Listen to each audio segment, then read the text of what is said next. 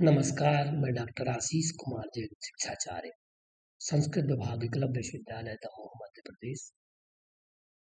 आज की इस कक्षा में हम योग दर्शन के अंतर्गत जो संप्रज्ञात समाधि है, समाधि के विषय में हम आज आपसे चर्चा करेंगे कि संप्रज्ञात समाधि क्या है, समाधि नामक अंग क्या है। उस अंग के विषय में हम आपसे परिचर्चा करने जा रहे हैं। सबसे मुख्य बात, हम अगर विचार करते हैं तो एक सूत्र योग सूत्र में हमें प्राप्त होता है, जिसमें हम समाधि की बात करते हैं, जहाँ चित्त भूमियों की बात होती है, चित्त वृत्तियों की बात होती है, और चित्त वृत्ति में एक विपर्यय नाम की वृत्ति है। सबसे मूल वृत्ति की हम अगर बात करें तो यहाँ हम देखते हैं कि एक तो प्रमाण वृत्ति, क्योंकि प्रमाण, विपर्यय, विकल्प, निद्रा, स्मृतिया, ये 5 वृत्तियां हैं, जिसमें प्रमाण, जो ज्ञान को प्रमा कहते हैं और ज्ञान के साधन को प्रमाण कहते हैं, और ये प्रमाण के भेद, प्रत्यक्ष, अनुमान, आगम, ये बात योग दर्शन कहता है। साथ ही हम जब बात करते हैं विपर्यय की, क्योंकि समाधि के पूर्व हमें विपर्यय को समझना अनिवार्य है। जो विपर्यय है, ये चित्त वृत्तियों का जो दूसरी वृत्ति है विपर्यय, इसमें कहा है कि विपर्ययो मिथ्या ज्ञान मत तद रूप प्रतिष्ठितम, अर्थात जो पदार्थ यथार्थ रूप में स्थित ना हो, ऐसी सुक्ति में रजत ज्ञान के समान मिथ्या ज्ञान विपर्यय कहलाता है। जैसे आपने सीप देखी होगी, जो रेत में होती है, जो समुद्री रेत में निकले, नदियों की रेत में जो सीप निकलती है और जिसमें मोती होता है, उसमें रजत का भ्रम होना विपर्यय होता है। जैसे कि रज्जू में सर्प का भ्रम हो जाना, ये विपर्यय है। और मिथ्या ज्ञान ही विपर्यय कहलाता है, और सम्यक ज्ञान प्रमाण कहलाता है। जो वस्तु जहां नहीं है उसकी वहां प्रतीति होना विपर्यय है। जैसे रस्सी में सर्प, ये वेदांत में ये बात कही गई। जिस प्रकार यहां हम देखते हैं कि विपर्यय कि विपर्यय जो है ये संसार का बीज है, मिथ्या ज्ञान बीज है। यही बात जैन दर्शन कहता है कि ये प्रमाद है, मिथ्यावृत्ति, मिथ्या अव्रत। तो ये बंध के कारण बतलाए गए हैं, संसार के कारण बतलाए गए। अब उन विपर्यय भी 5 प्रकार का होता है, क्योंकि समाधि के विषय में जानने के लिए हमें इन विपर्यय की 5 वृत्तियों को, अंतर्भूत वृत्तियों को, जिन्हें पंच क्लेश के नाम से जाना जाता है योग दर्शन की भाषा में, तो उन्हें जानना अनिवार्य है। कि कहा है कि सेयम पंच पर्वा भवत्य विद्या अविद्या स्मिता राग द्वेष द्वेष अभिनिवेशा क्लेशाः इति, अर्थात अविद्या, अस्मिता, राग, द्वेष तथा अभिनिवेश के भेद से विपर्यय वृत्ति 5 प्रकार की होती है, और यही क्लेश का कारण होने से पंच क्लेश कहलाती है। और ये पंच क्लेश, यही पंच क्लेश अपने अनुरूपतम मोह, महामोह, तामिश्र तथा अंधतामिश्र नामों से जाने जाते हैं। अर्थात तम रूप अविद्या, मोह रूप अस्मिता, महामोह रूप राग, तामिश्र रूप द्वेष, अंधतामिश्र रूप अभिनिवेश, ये 5 विपर्यय वृत्ति के ही भेद होने से अविद्या रूप है। अब हम यहाँ पर बात करें आपसे समाधि की, तो समाधि ध्यान काल में चित्त वृत्ति का विषय, इन तीनों का समुदाय रूप त्रिपुटी जिसको क्रमशः ध्याता, ध्यान और ध्येय कहते हैं, उसका भान होता है। परंतु जब वही ध्यान अभ्यास बस अपनी ध्यानाकारता को त्याग कर केवल ध्येय रूप में स्थित होता हुआ प्रतिभासित होता है, तब वह समाधि कहा जाता है। तदेवार्थ मात्र निर्भासम स्वरूप शून्यम इव समाधि। जब पूर्वोक्त ध्यान ध्येय रूप मात्र का प्रकाशक एवं अपने ध्यानाकार रूप से रहित के जैसा हो जाता है, तो वह समाधि कहलाता है। योगः समाधि अर्थात योग नाम भी समाधि का है। समाधि को ध्यान की परिपक्व अवस्था बताया जाता है।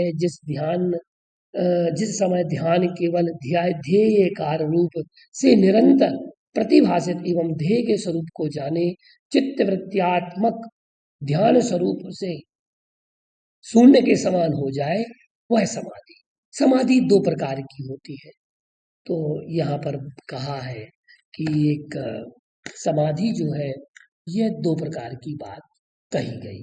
संप्रज्ञात समाधि योग ध्यान की वह अवस्था है जहाँ चित्त किसी विषय स्थूल या सूक्ष्म पर एकाग्र होता है, जिसमें साधक को मैं हूं का बोध रहता है, और यह अवस्था आनंद व ज्ञान से भरी होती है, जो सविकल्प अर्थात सभी समाधि भी कहलाती है। इसमें वितर्क, स्थूल, विचार, सूक्ष्म, आनंद, सुख और अस्मिता, अहंकार के चार स्तर होते हैं।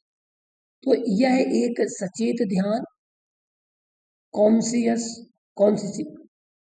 कॉन्सियस मेडिटेशन है, या सचेतन ध्यान कहें, जहां मन किसी एक विचार या वस्तु पर पूरी तरह केंद्रित हो जाता है, पर ज्ञाता अर्थात साधक, ज्ञेय अर्थात विषय का भेद अभी बना रहता है। यह समाधि बीज सहित सब सीध होती है, क्योंकि इसमें मानसिक संस्कार मिटते नहीं हैं, बल्कि एकाग्रता में सहायक होते हैं। अब ये वितर्क, विचार, आनंद और अस्मिता के स्वरूप के संबंध है। जो चित्तवृत्ति का निरोध होता है, संबंध से जो चित्तवृत्ति का निरोध होता है, वह ध्येयाकार चिंतन रूप भावना विशेष संप्रज्ञात समाधि कही जाती है। कहा भी गया है सूत्र में, ये सूत्र बार बार प्रश्नों में पूछा जाता है कि वितर्क विचारानंद अस्मिता रूपानुगमात संप्रज्ञातः।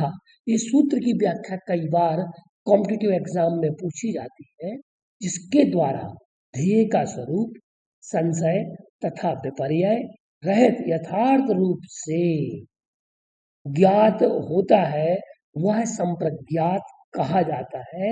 और इस संप्रज्ञात योग को सविकल्प समाधि भी कहते हैं। समाधि का फल किसे प्राप्त होता है?